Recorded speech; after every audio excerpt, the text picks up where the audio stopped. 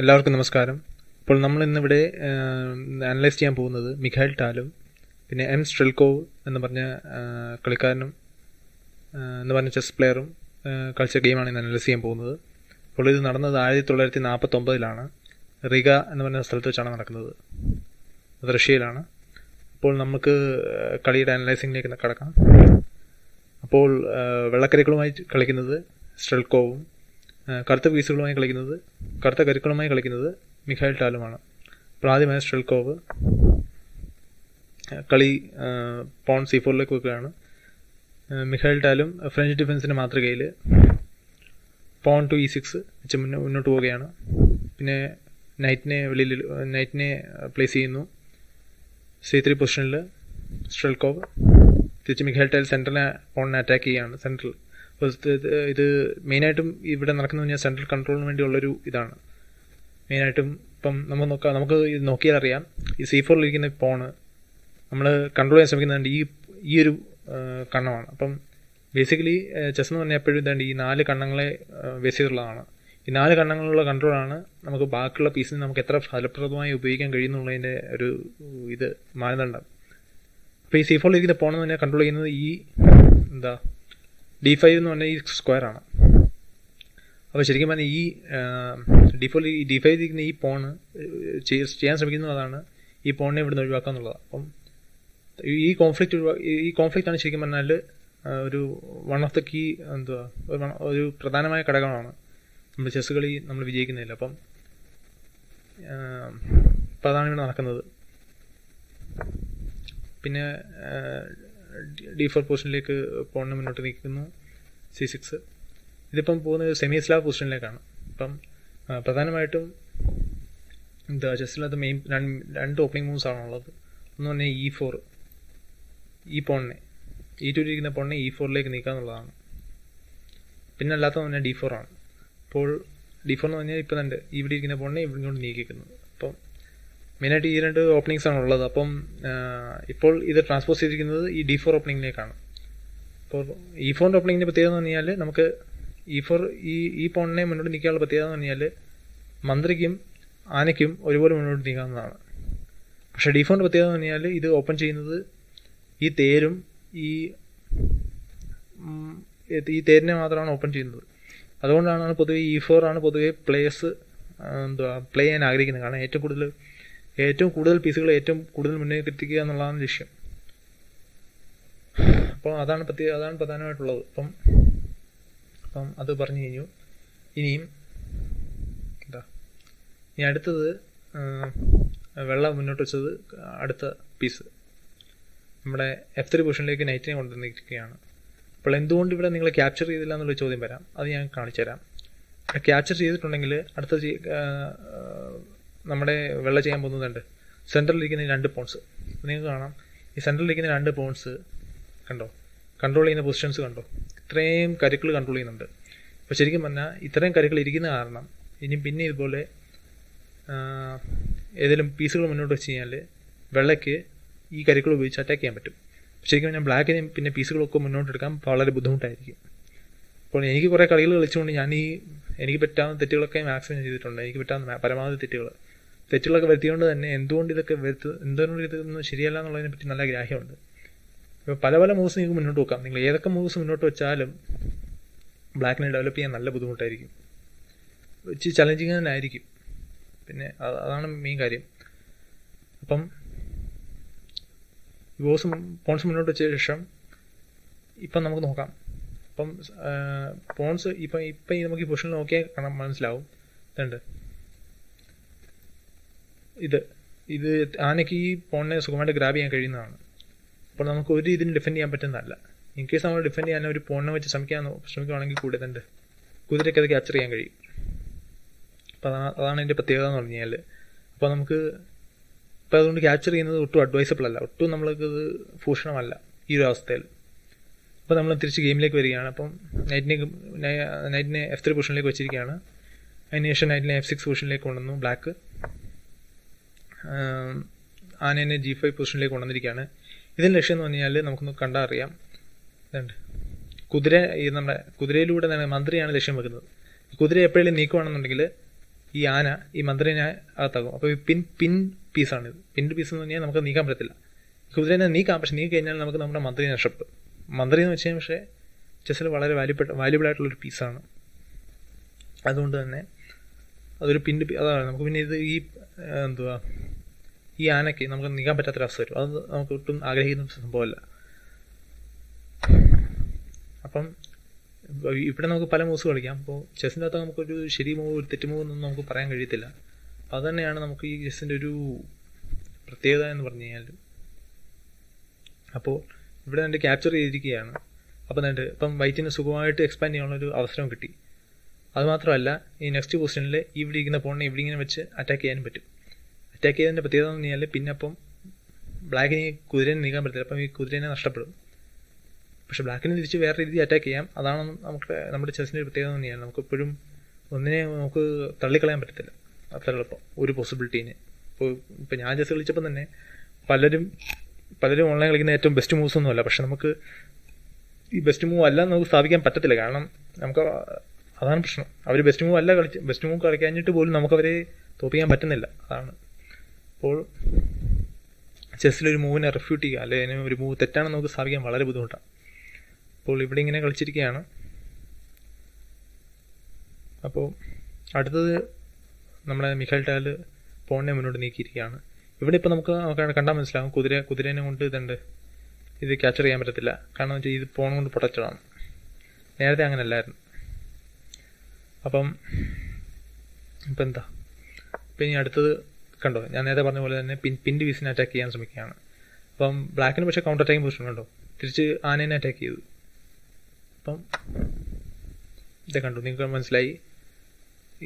തേരിനെ കൊണ്ട് ഇതിനെ അറ്റാക്ക് ചെയ്തു.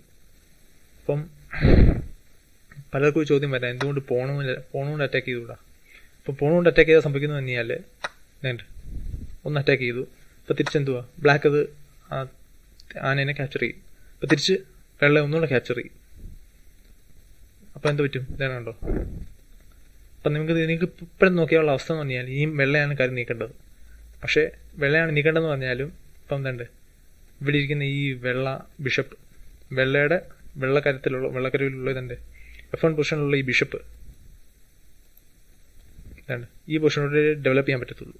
പൊതുവെ നമ്മൾ എപ്പോഴും ഡെവലപ്പ് ചെയ്യാൻ ആഗ്രഹിക്കുന്നുണ്ട് അല്ലെങ്കിൽ ഈ പൊസിഷനിലോ അല്ലെങ്കിൽ ഈ പൊസിഷനിലോ ആണ്. ഈ രണ്ട് പൊസിഷനിൽ നമുക്ക് ഈ പോൺസ് ഇരിക്കുന്നതാണ്, ഈ പടയാളികൾ ഇരിക്കുന്നതാണ്, നമുക്ക് ഡെവലപ്പ് ചെയ്യാൻ പറ്റത്തില്ല. അപ്പോൾ ശരിക്കും അതൊരു ഡിസഡ്വാൻറ്റേജ് പൊസിഷനാണ്. നമുക്ക് അത്ര അറ്റാക്ക് ചെയ്യാനായിട്ടും ഇത്ര സുഖമായിട്ട് കളിക്കാൻ പറ്റത്തില്ല. പിന്നെ ഒരു പ്രശ്നം എന്ന് പറഞ്ഞാൽ ഇവിടെ ഇരിക്കുന്ന ഒരു പോണാണ്. ഈ പോണിനെ എപ്പോഴും മുന്നോട്ട് നീക്കിയാലും ഇവിടെ കുതിരനെ ഇവിടെ നിന്ന് മാറ്റാൻ പറ്റും. കുതിരനെ മാറ്റിക്കഴിഞ്ഞാൽ പിന്നെ കുതിരനെ മാറ്റിക്കഴിഞ്ഞാൽ പ്രത്യേകത പറഞ്ഞതുണ്ടല്ലോ, മന്ത്രിയും നമ്മുടെ ഈ മന്ത്രി ആനയും കൂടെ രണ്ടും അറ്റാക്ക് ചെയ്യുന്ന ഈ പീസിനെയാണ്. അപ്പോൾ ഈ ഒരു പടയാളിനെ മുന്നോട്ട് നീക്കി ചെയ്ത് കഴിഞ്ഞാൽ പ്രശ്നം എന്ന് കഴിഞ്ഞാൽ ഇതിന് ഒരു പ്രൊട്ടക്ഷൻ പോകും. ഇപ്പം 2 പ്രൊട്ടക്ഷനാണ് ഉള്ളത്. അപ്പോൾ ഈ 2 പ്രൊട്ടക്ഷനിൽ ഒരു പ്രൊട്ടക്ഷൻ ഇല്ലാതാക്കാൻ പറ്റും ഈ പടയാളിനെ മുന്നോട്ട് നീക്കി കഴിഞ്ഞാൽ. അപ്പം ശരിക്കും പിന്നെ സംഭവിക്കുന്നത് കഴിഞ്ഞാൽ അപ്പം ശരിക്കും പറഞ്ഞാൽ ബ്ലാക്കിന് ഒരുപാട് അറ്റാക്കിങ് പോസിബിലിറ്റീസ് കിട്ടുവാണ്. നമ്മളെ അറ്റാക്ക് ചെയ്യാൻ, നമ്മളെ ആക്രമിക്കാനുള്ള ഒരുപാട് അവസരങ്ങൾ കിട്ടുവാണ്. അപ്പം ഇങ്ങനെ കളിച്ച് കഴിഞ്ഞാൽ നമുക്ക് ബ്ലാക്കിന് കളിക്കാനുള്ള അവസരം, നമ്മുടെ ലക്ഷ്യം തന്നെ നമുക്ക് ഒരു അഡ്വാൻറ്റേജ് കിട്ടുന്നുണ്ടെങ്കിൽ നമ്മൾ അഡ്വാൻറ്റേജ് നേടിയെടുക്കുക എന്നുള്ളതാണ്. ഇങ്ങനെ കളിക്കുകയാണെങ്കിൽ ഒരു ഡിസഡ്വാൻറ്റേജ് ആണ്. അതുകൊണ്ട് തന്നെയാണ് നമ്മളെ ബ്ലാക്ക് വേറെ രീതിയിൽ കളിച്ചത്. ബ്ലാക്ക് അല്ല, വെള്ള വേറെ രീതിയിൽ കളിച്ചത്. ബ്ലാക്കിന് അങ്ങനെ അഡ്വാൻറ്റേജ് കൊടുക്കാതിരിക്കാൻ വേണ്ടി എങ്ങനെ കളിച്ചു, നമ്മളെ ഈ ആനേനെ കൊണ്ട് ഇതിനെ ക്യാപ്ചർ ചെയ്തത്. അപ്പം തിരിച്ച് പോൺ കൊണ്ട് ക്യാപ്ചർ ചെയ്ത് തിരിച്ച് അങ്ങോട്ട് ക്യാപ്ചർ ചെയ്തെല്ലാം ഓക്കെയാണ്. ഇപ്പം വേണ്ട വീണ്ടും പിൻ ചെയ്തിരിക്കുകയാണ്. പക്ഷേ ഇവിടുത്തെ പറഞ്ഞാൽ സോളിഡ് പിന്നാണ്. കാരണം രാജാവിൻ്റെ ചെക്ക്, അപ്പം ചെക്കിൽ നിന്നും നമ്മൾ തടയുന്ന ഒരു പീസ് ഉണ്ടെങ്കിൽ അതിനെ നമുക്ക് മാറ്റാൻ പറ്റത്തില്ല. അപ്പം അത് നിങ്ങൾക്ക് ആ പ്രിൻസിപ്പിൾ അറിയാമെന്ന് ഞാൻ വിശ്വസിക്കുന്നു. അപ്പം അതാണ് ഇപ്പം ഇവിടെ ഇതിനെ പിൻ ചെയ്തിരിക്കുകയാണ്. പിൻ ചെയ്യുന്ന ദിവസം എന്ന് പറഞ്ഞാൽ നമുക്ക് സ്വതന്ത്രമായിട്ട് നമുക്ക് എതിരാളിനെ അറ്റാക്ക് ചെയ്യാൻ പറ്റത്തില്ല. പിൻ ചെയ്ത പീസുകളുണ്ട്. അപ്പോൾ അതിന് ഒരു പിൻ എപ്പോഴും ഒരു തലവേദനയാണ് ചെസ്സിൽ. അപ്പം അടുത്ത ബിഷപ്പിനെ ഡെവലപ്പ് ചെയ്തു.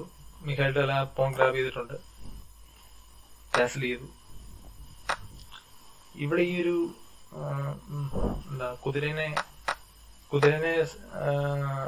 ക്യാപ്ചർ ചെയ്ത് ഈ സ്വന്തം ആനേനെ ബലി കൊടുത്ത് ഇത് എക്സ്ചേഞ്ച് ചെയ്തത് ശരിയാണെന്ന് എനിക്ക് തോന്നുന്നില്ല. കാരണം എന്ന് വെച്ച് കഴിഞ്ഞാൽ എപ്പോഴും പൊതുവെ പറയുന്നത് കഴിഞ്ഞാൽ ആന എപ്പോഴും ബിഷപ്പ് അതായത് ആന എപ്പോഴും കുതിരനേക്കാളും മെച്ചമായിരിക്കും. അതാണ് പൊതുവെ പറയപ്പെടുന്നത്. കാരണം എന്ന് വെച്ചാൽ ലോങ് റേഞ്ച് പീസാണ് ബിഷപ്പ് എന്ന് പറയാം. ബിഷപ്പ് അല്ലെങ്കിൽ ആന ലോങ് റേഞ്ച് പീസാണ്. ഒരുപാട് ദൂരം അറ്റാക്ക് ചെയ്യാൻ പറ്റും. ഒരു കോണിൽ നിന്ന് മറ്റൊരു കോണിലേക്ക് അറ്റാക്ക് ചെയ്യാൻ പറ്റുന്ന പീസാണ്. പക്ഷെ ആന എന്ന് പറഞ്ഞാൽ അതുപോലല്ല. ആനയ്ക്ക് ചുറ്റുവട്ടത്തുള്ള കുറച്ച് പീസ് മാത്രമേ, ഒരു അറ്റത്ത് നിന്ന് മറ്റൊരറ്റത്തേക്ക് എത്താത്തക്ക ഒരു അറ്റാക്കിംഗ് ഒരു പീസല്ല നമ്മുടെ കുതിര പൊതുവെ അതുകൊണ്ട് ഇൻഫീരിയർ പീസായിട്ടാണ് പൊതുവെ ഒരു കണക്കാക്കാറുണ്ട്. പക്ഷെ എന്റെ അഭിപ്രായത്തിൽ ഒരു 80-85% കേസുകളിലും രണ്ടും ഒരുപോലാണ്. പക്ഷെ ബാക്കിയുള്ളൊരു വളരെ മൈന്യൂട്ടായിട്ടുള്ള കേസുകളിൽ മാത്രമാണ് നമ്മുടെ ആനയ്ക്ക് അല്ലെങ്കിൽ ബിഷപ്പിന് ഒരു പ്രത്യേകമായ അഡ്വാൻറ്റേജ് ഉള്ളത്. ഈ ഒരു കേസിൽ എങ്ങനെ ഒരു സാക്രിഫൈസ് ചെയ്യുന്നതിനാണെന്ന് അറിയത്തില്ല. പക്ഷെ ചെസ്സിനെന്ന് പറഞ്ഞാൽ നമുക്കൊരു റെഫ്യൂട്ട് ചെയ്യാൻ പറ്റത്തില്ല. അപ്പം ഇതെല്ലാം നമുക്ക് ശരിയെന്നുള്ള വിശ്വാസത്തിൽ കളിക്കാനേ പറ്റത്തുള്ളൂ most of the time. Because positions ഒക്കെ അത് കോംപ്ലിക്കേറ്റ് ആകാൻ ചാൻസ് ഉണ്ട്. അപ്പം അടുത്ത പോകുന്ന കഴിഞ്ഞാൽ നൈറ്റിനെ മുന്നോട്ട് നീക്കി പിന്നെ ഇപ്പൊ ചെയ്യുന്നതെന്ന് വെച്ചാൽ ഇവിടെ ചെയ്യുന്നതെന്ന് വെച്ചാൽ ഈ എയർപോർട്ട് പോണിലൂടെ എയർപോർട്ടിലൊക്കെ പടയാളി വെച്ചോടുകൂടെ തന്നെ കണ്ടോ, ഇവിടെ ഈ പോൺസ് ഭയങ്കര സ്ട്രോങ് ആണ്. ഇതിനെ അറ്റാക്ക് ചെയ്യാന്നുള്ള ലക്ഷ്യം. അപ്പം ഇവിടെ ഇരിക്കുന്ന ഈ പോൺസിനെ തകർക്കുക, അതാണ് ഇതിലെ ഏറ്റവും വീക്കസ്റ്റ് ലിങ്ക്. ഇപ്പൊ വീക്കസ്റ്റ് ലിങ്കിനെ ഇപ്പം ഈ പോൺ വെച്ച് അറ്റാക്ക് ചെയ്ത് കഴിഞ്ഞാൽ പിന്നെ ബ്ലാക്ക് വേറെ എന്തെങ്കിലും ചെയ്യുവാണെന്നുണ്ടെങ്കിൽ ഇത് തിരിച്ചിങ്ങനെ അറ്റാക്ക് ചെയ്തിട്ട് ഇതിനെ കൊണ്ടുവച്ച് കഴിഞ്ഞാല് സുഖമായിട്ട് ഇതിനെ അറ്റാക്ക് ചെയ്യാം. പിന്നെ അറ്റാക്ക് ബിൽഡപ്പ് ചെയ്തുകൊണ്ട് ഇരിക്കാം. അപ്പൊ വേണമെങ്കിൽ മന്ത്രിനെ കൊണ്ടുവരാം, ഈ കുതിരയെ കൊണ്ടുവന്ന് അറ്റാക്ക് ചെയ്യിക്കാം. അപ്പൊ കൂടുതൽ പ്രഷർ കൂടാം. അതിനുവേണ്ടിയാണ് ശരിക്കും ആ പോൺ മൂവ് ഓർഡേഴ്സ് നടത്തിയത്. അപ്പോൾ തിരിച്ച് വില ചെയ്തെന്ന് വെച്ച് കഴിഞ്ഞാൽ E5 കൊണ്ടുവന്നു.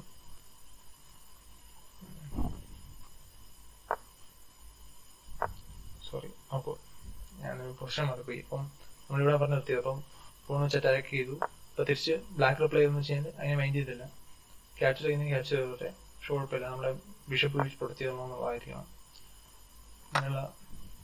അപ്പൊ ഇവിടെ സംഭവിച്ചതെന്ന് കഴിഞ്ഞാല് വെള്ള ഒരു പോൺ സാക്രിഫൈസ് ചെയ്തു. സാക്രിഫൈസ് ഇന്റന്റ് എനിക്ക് മനസ്സിലായില്ല. കാരണം ഇതിപ്പം കണ്ടോ, കുതിരനെ ക്യാപ്ചർ ചെയ്ത് തിരിച്ച് ക്യാപ്ചർ ചെയ്തിട്ട് പിന്നെ ഒരു പോൺ എക്സ്ട്രാ കിട്ടി, ഒരു പടയാളിനെ എക്സ്ട്രാ കിട്ടി.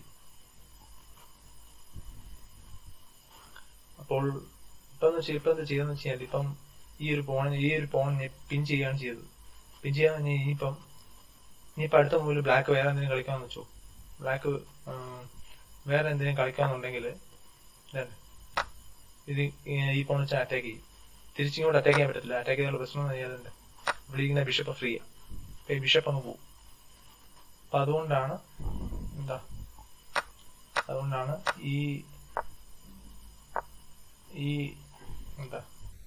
ഈ ആന എടുത്ത് ഇങ്ങോട്ട് വെച്ചത്.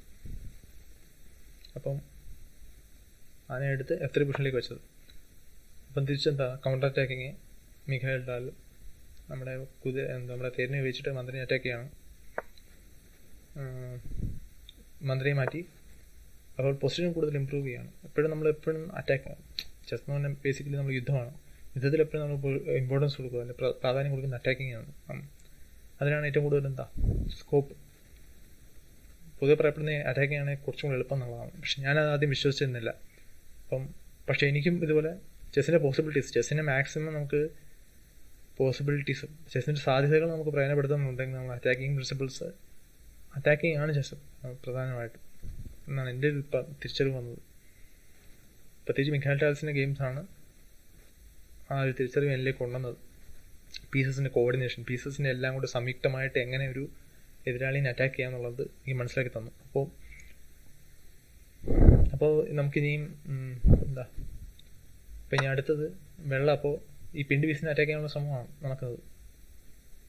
ഞാൻ നേരത്തെ പറഞ്ഞ പോലെ തന്നെ ഇവിടെ ഇരിക്കുന്ന ഈ നമ്മുടെ B7 പൊസിഷനിലിരിക്കുന്ന ഈ ഒരു നമ്മുടെ ആന അൺഡിഫെൻഡഡ് ആണ്. അതിനെ ഒരു പീസും പ്രൊട്ടക്ട് ചെയ്യുന്നില്ല. അപ്പോൾ ഈ പോണിനെ വീണ്ടും അറ്റാക്ക് ചെയ്യാനുള്ള ശ്രമത്തിലാണ് ചെയ്യുന്നത്. അപ്പോൾ ശരിക്കും പറഞ്ഞാൽ എതിരാളിക്ക് മിഖായിൽ ടാലിൻ്റെ ടാക്ടിക്സ് മനസ്സിലായില്ലാന്ന് തോന്നുന്നു. അപ്പോൾ മിഖായിൽ ടാൽ ചെയ്യുന്നത് അടുത്ത സമയം സാക്രിഫൈസ് ചെയ്യണം പീസിനെ. ശരിക്കും പറഞ്ഞാൽ ചെസ്സിൽ പറയപ്പെടുന്നത് പറഞ്ഞാൽ തേര് പൊതുവെ വാല്യുബിൾ പീസാണ് ആനയെ വെച്ച് നോക്കുമ്പോൾ, അല്ലെങ്കിൽ ആനയോ കുതിരയോ വെച്ച് നോക്കുമ്പോൾ. മന്ത്രിക്ക് താഴെ ഏറ്റവും കൂടുതൽ വാല്യുബിൾ പീസ് എന്ന് പറയുന്നത് തേരിനെയാണ്. അപ്പോൾ ഒരു തേര് നമ്മുടെ എന്താ ഒരു ഇതിനു വേണ്ടി ഒരു ആനയ്ക്ക് വേണ്ടി സാക്രിഫൈസ് ചെയ്യുകയാണ് ഇവിടെ. സാക്രിഫൈസ് എന്ന് പറഞ്ഞാൽ നമ്മൾ ത്യാഗം ചെയ്യുകയാണ്. കാരണം നമുക്ക് താൽക്കാലിക നേട്ടത്തേക്കല്ല, ഒരു നമ്മുടെ ഒരു ദൂരവ്യാപകമായിട്ടുള്ള ഒരു സ്ട്രാറ്റജിക് ഒരു പിന്നെ കളി ജയിക്കുന്ന ആത്യന്തികമായിട്ട് കളി ജയിക്കാൻ വേണ്ടി ഉള്ളൊരു ത്യാഗം അല്ല, ജസ്റ്റ് ഒരു മെറ്റീരിയൽ നേട്ടത്തിന് അല്ലെങ്കിൽ ജസ്റ്റ് ഒരു പീസിനെ പിടിക്കാൻ വേണ്ടിയുള്ള ഒരു കളിയല്ല, കളി ജയിക്കാൻ വേണ്ടിയുള്ള നീക്കമാണിത്. അപ്പോൾ ഇതിൻ്റെ ഒരു സ്ട്രാറ്റജി എന്ന് പറഞ്ഞു കഴിഞ്ഞാൽ മെയിനായിട്ടെന്ന് പറഞ്ഞു കഴിഞ്ഞാൽ എന്നുണ്ട്. അപ്പം ഇപ്പോൾ ഇവിടെ ഈ സാക്രിഫൈസ് ചെയ്യുന്ന ലക്ഷ്യം എന്ന് പറഞ്ഞാൽ അപ്പോൾ ഇത് തിരിച്ച് ഈ പോൺ വെച്ചിട്ട് ഇതിനെ ഗ്രാബ് ചെയ്ത് കഴിഞ്ഞാൽ പിന്നെ ഇത് ഭയങ്കര വീക്കാണ് ഈ ഇരിക്കുന്ന പോൺ. നമ്മളിവിടെ ഈ ആനയുണ്ട്, പിന്നെ ഇവിടെ മന്ത്രിനെ ഈ പൊസിഷനിലേക്ക് കൊണ്ടുവന്ന് കഴിഞ്ഞാൽ ഇവിടെ ഇരിക്കുന്ന പോണിനെ ഡബിൾ അറ്റാക്ക് ചെയ്യാം. അതാണ് ഇതിൻ്റെ ഒരു മെയിൻ ഫോക്കസ് എന്ന് പറഞ്ഞാൽ. ശരിക്കും പറഞ്ഞാൽ ഇതാണല്ലോ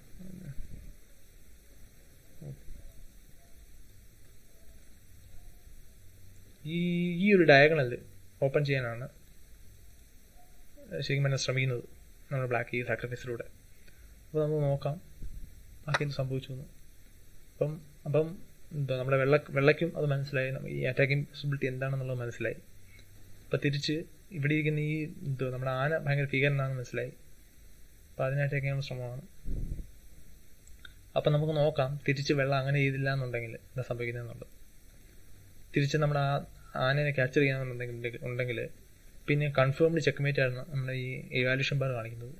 നമുക്ക് നോക്കാം എങ്ങനെ സംഭവിക്കുന്നത്. ആദ്യം ആ തേരിനെ ഒഴിച്ച് ചെക്ക് കൊടുക്കും, സൈഡിലോട്ട് മാറ്റി കഴിഞ്ഞാൽ പിന്നെ കണ്ടോ ആ പോണിനെ മുന്നോട്ട് നീങ്ങി കഴിഞ്ഞാൽ അത് ഈ ബിഷപ്പ് പിന്നെ ആക്റ്റീവായിരിക്കുകയാണ്. ബിഷപ്പ് ആക്റ്റീവ് ആയി കഴിഞ്ഞാൽ പിന്നെ ഇപ്പം അടുത്ത മൂവിൽ ചെക്ക്മേറ്റ് ആണ്, കാരണം ഈ പോണിനെ പ്രൊട്ടക്ട് ചെയ്തില്ല എന്നുണ്ടെങ്കിൽ.